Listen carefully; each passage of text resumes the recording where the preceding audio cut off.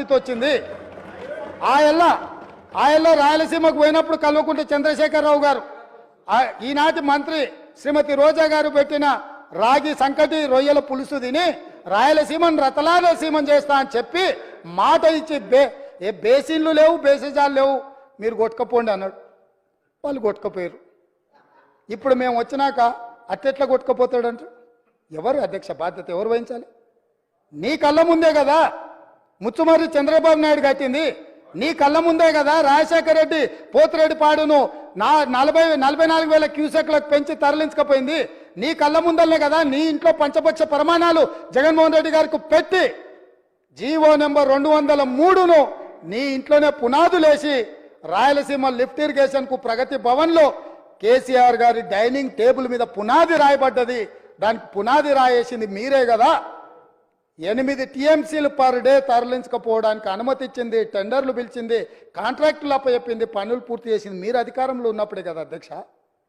మీరు మొత్తం కృష్ణానది జలాలు మహారాష్ట్ర కర్ణాటక దాటి మహబూబ్ నగర్ జిల్లాలో జూరాల నుంచి పాలమూరులో కలంపూర్లో ఎంటర్ అయి తుంగభద్ర నదిలో వచ్చే నీళ్లు, తుంగభద్ర నుంచి వచ్చిన సుంకేశ్లకు వచ్చిన నీళ్లు, సుంకేశ్ల నీళ్లు జూరాల నీళ్లు కలిసి ప్రయాణమై పాలమూరు జిల్లా నుంచి మొదలై రాయలసీమలకు పోయి నంద్యాల నుంచి తిరుక్కొని శ్రీశైలం ప్రాజెక్టు మీదకి వచ్చినప్పుడు శ్రీశైలం ప్రాజెక్టు కొంత తెలంగాణలో ఉంటే కొంత ఆంధ్రాలో ఉంది అధ్యక్ష.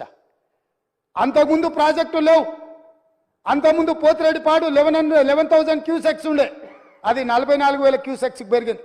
అంతకుముందు లేని రాయలసీమ లిఫ్ట్ ఇరిగేషన్ ఇవాళ 8 టీఎంసీలు తరలించడానికి లిఫ్ట్ ఇరిగేషన్లు కట్టినరు. ముచ్చుమర్రి నుంచి అర టీఎంసీ కట్టిరు అధ్యక్ష. మొత్తం 12.5-13 టీఎంసీలు పర్ డే. ఒక్క నెల రోజులు మనం కళ్ళు మూసుకుంటే శ్రీశైలంలో బురద కూడా ఉండదు అధ్యక్ష. రాయలసీమ లిఫ్టు 797 ఎఫ్ఆర్ఎల్ దగ్గర కట్టిరు అధ్యక్ష. కుండ ఇట్లుంటే కుండకు సైడ్కు పొక్క పెట్టలే అధ్యక్ష, కింద పెట్టిండు. కింద వీళ్ళు పిలిచి పంచపక్ష ప్రమాణాలు వీళ్ళు పెట్టిండ్రు, జగన్మోహన్ రెడ్డి వీళ్ళ కింద బొక్క పెట్టిండు అధ్యక్ష.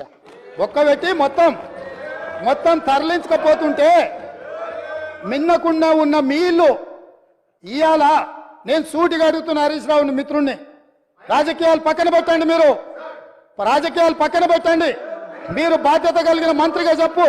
ఇవాళ రాయలసీమ జిల్లాలో ఉన్న మీ అవకాశం వచ్చినప్పుడు స్పీకర్ గారు అనుమతి తీసుకొని మీ అవకాశం వచ్చినప్పుడు తప్పకుండా చెప్పదు. I'm not yielding. నీకు ఇస్తాడు మైకు స్పీకర్ గారు, నేను కాదు ఇవ్వాల్సింది. స్పీకర్ సార్, ఇవాళ మన భూభాగంలో ఉన్న నాగార్జున సాగర్ మీదికి తుపాకులతో జగన్మోహన్ రెడ్డి వచ్చి ఆక్రమించుకుంటే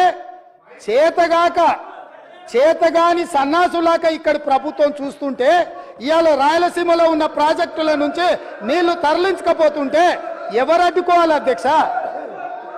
ఎవరు అడ్డుకోవాలి? ఒక్క పక్కన వాళ్ళు ప్రాజెక్టులు పూర్తి చేసుకుంటుంటే వీళ్ళు ఇక్కడ ఆనాడు కోమటిరెడ్డి వెంకటరెడ్డి గారు కొట్లాడి నల్గొండ జిల్లాలో ఉన్న ఫ్లోరైడును అక్కడి బాధితులను ఆదుకోవడానికి ఎస్ఎల్బిసి ప్రాజెక్టు మంజూరు చేయించారు.